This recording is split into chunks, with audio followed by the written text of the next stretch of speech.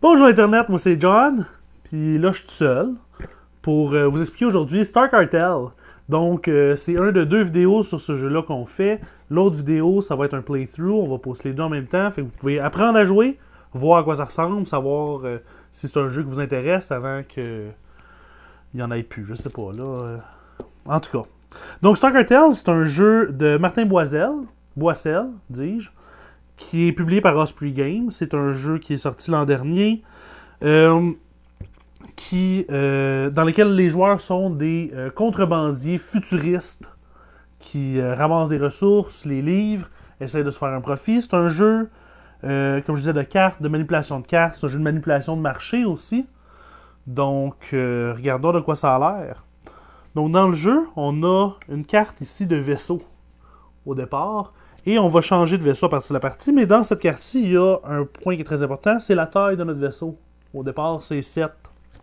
Ce qui veut dire que quand je ramasse des marchandises, qui sont les cartes ici, je peux ramasser jusqu'à 7 points de poids de marchandises. Donc, dans mon tour, je vais ramasser une ou deux cartes en commençant du bas.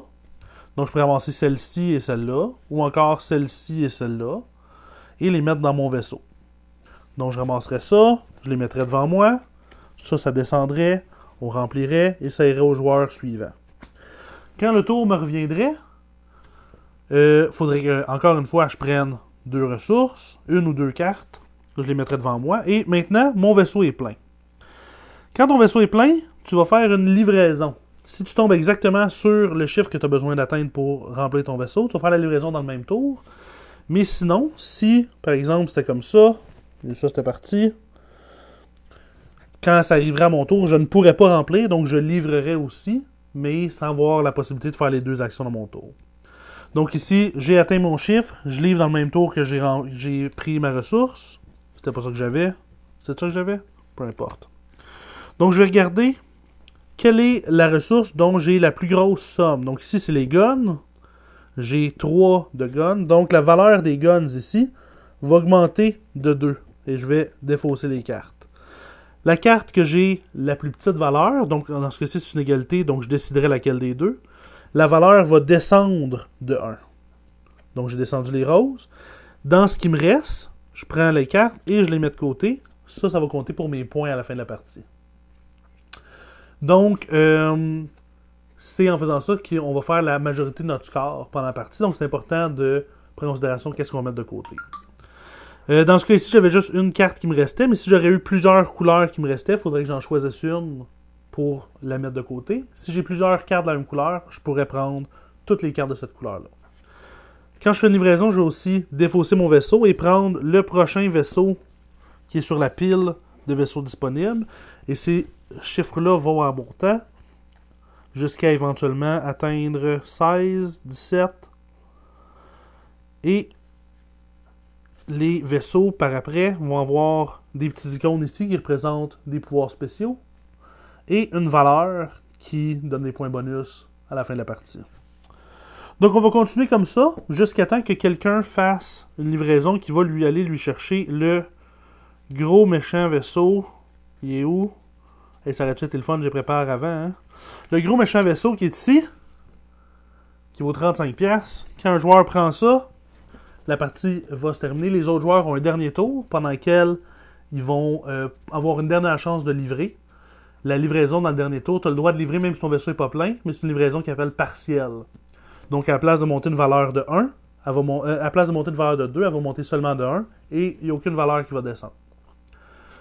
Donc à la fin de la partie, une fois que tout le monde a fait leur livraison partielle, les valeurs vont avoir changé pas mal.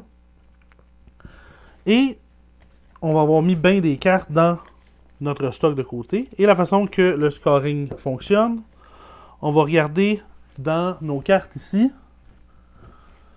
combien on a de cartes de chaque couleur. Rendu là, les valeurs en bas, les chiffres, valent rien.